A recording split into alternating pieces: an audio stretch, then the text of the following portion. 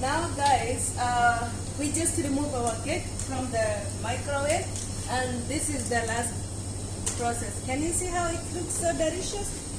See? Yeah, I just remove it now, and yeah, see how you can bake your cake in your microwave wherever we are. Don't feel bad that you don't have microwave. And thank you guys for the support you are giving me. Continue to subscribe to my YouTube channel. Continue liking and giving thumbs up. Share with your friends, guys. We are here to learn with each other, and yeah, we will be making together. And see you until next time. See you on my next video. Bye bye. Love you.